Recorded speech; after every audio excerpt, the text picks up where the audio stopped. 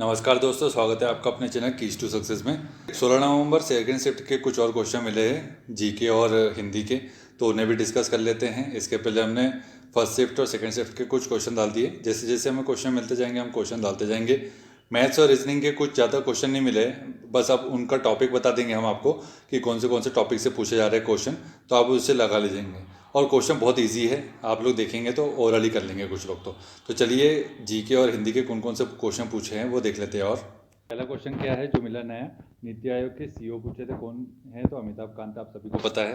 ठीक है, अब क्या नेक्स्ट क्वेश्चन आएगा, इसका अध्यक्ष पूछ सकते हैं, सबको पता है, राजीव कुमार। ठीक है, और देखते हैं कि कालबेलिया नृत्य पूछा गया इसके बाद, जो कि राजस्थान से संबंधित है और राजस्थान से। ठीक है, और ये देखिए घूमर नृत्य किस राज्य से संबंधित है? तो राजस्थान से। नेक्स्ट है कि रामकृष्ण बजाज अवार्ड किसे मिला गया है? किसे मिला है? तो गौतम अडानी को मिला है। नेक्स्ट क्वेश्चन हमें मिला है कि कलिंग पुरस्कार किस क्षेत्र में दिया जाता, पूछा गया। तो विज्ञान एवं संचार में दिया जाता है।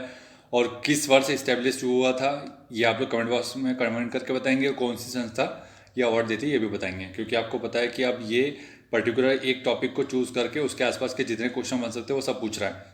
अब जैसे कि इन्होंने क्या पूछा कि दादा साहब फाल्के पुरस्कार किसे दिया गया है हाल ही में? रजनीकांत को मिला है। ठीक है, ज्ञानपीठ पुरस्कार किस क्षेत्र में दिया जाता है? तो साहित्य के क्षेत्र में दिया जाता है, ऐसा पूछा गया है, क्षेत्र पूछा है। तो अब जो क्वेश्चन आएगा वो ये पूछा जाएगा कि 2020 का किससे मिला, 2019 का किससे मिला, है ना, क्योंकि 19 का भी हमें करंट अफेयर मिला है। नेक्स्ट है कि केबुल लामजाओ पार्क किस राज्य में स्थित है? मणिपुर में है, आपको पता है, तैरता हुआ पार्क है एकमात्र पूरे विश्व का। नेक्स्ट है पानीपत का तीसरा युद्ध 1761, पानीपत का तीसरा युद्ध किसके मध्य हुआ था ये पूछा गया था।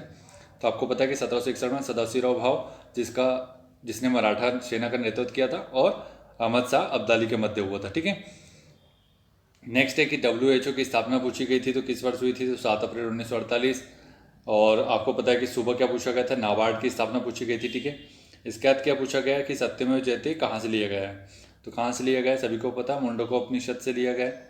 नेक्स्ट है कि संविधान में अब तक कितने संविधान संशोधन हो चुके हैं, पूछा गया है। तो 104 संविधान संशोधन अधिनियम हो चुके हैं। ठीक है, तो 100 के बाद से लेकर के 104 तक जितने भी संविधान संशोधन अधिनियम हुए हैं वो सब आप पढ़ लीजिएगा, बहुत ज़्यादा इंपॉर्टेंट है, पता होना चाहिए। और उसमें से एक क्वेश्चन, एक दो क्वेश्चन पूछे जा रहे हैं, और आर्टिकल से भी क्वेश्चन पूछे जा रहे हैं। मतलब ये मान लीजिए आर्टिकल और संविधान संशोधन अधिनियम, ये दो सेक्शन ऐसे जिससे क्वेश्चन बनी रहे। तो आर्टिकल से 2 क्वेश्चन रेगुलर आ रहे हैं, और कॉन्स्टिट्यूशनल अमेंडमेंट से भी 2 क्वेश्चन आ रहे हैं।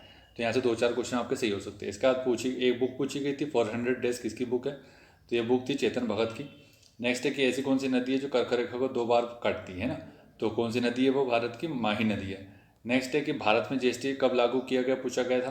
तो 1 जुलाई 2017 को। तो अब इसके टैक्स स्लैब पूछा जा सकता है, कितने स्लैब है ना? और वेट के बारे में भी पूछ सकते हैं कि भाई वेट सबसे पहले किस राज्य में लागू हुआ था, किस राज्य ने हटाया।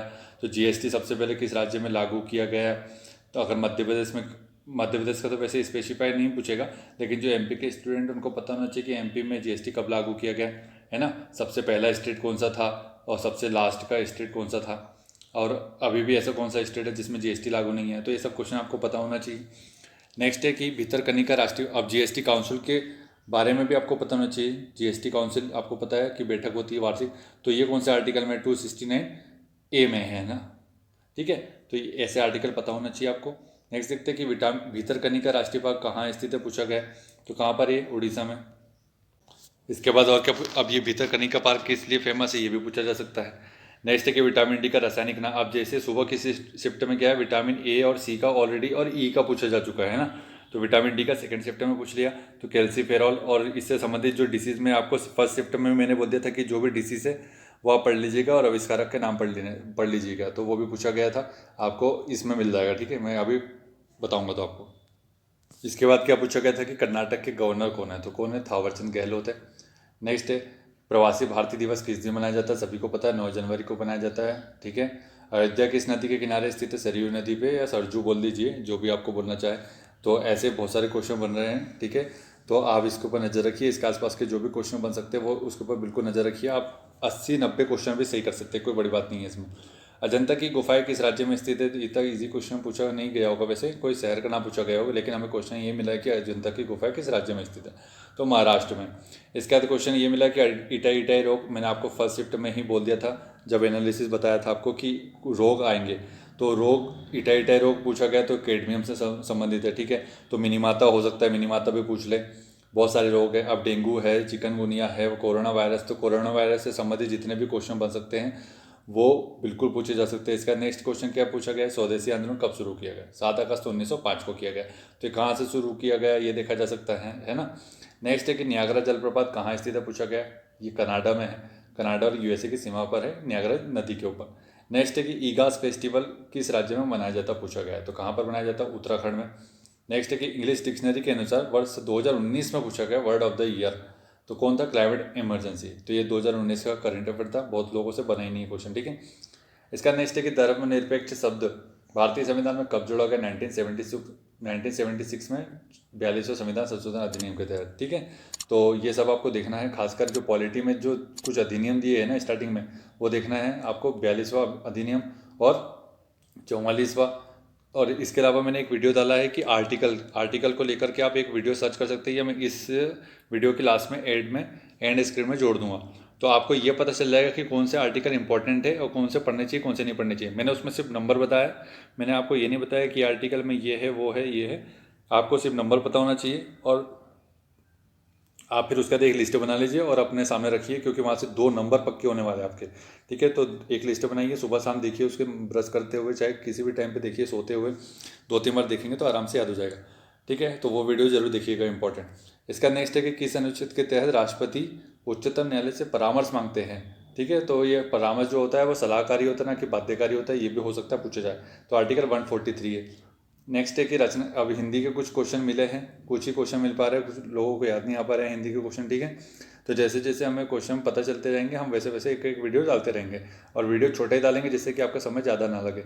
रचना के आधार पर वाक्य के कितने प्रकार होते हैं, ये पूछा गया था। इसके अलावा कौटिल्य का विलोम आर्जव होता है, होड का पर्यायवाची पूछा गया तो ओष्ट होता है,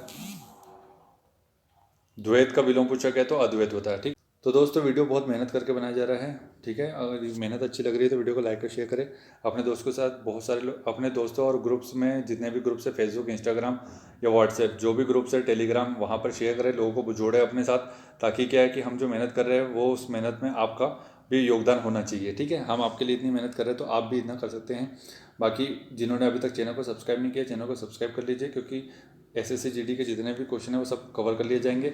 और सबको पता है कि एसएससी जीडी जो क्वेश्चन पूछता है वही एमटीएस सीएचएसएल में पूछा जाएगा, या अन्य जो भी एग्जाम होने वाले हैं वहाँ पे भी रिपीट हो सकते हैं।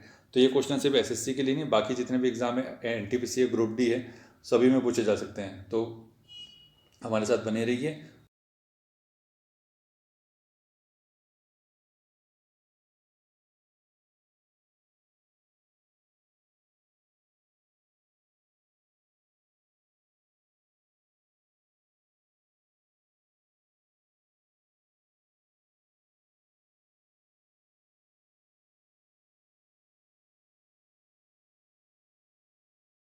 और वीडियो अच्छा लगा तो वीडियो को लाइक और शेयर करें। Thank you so much for watching.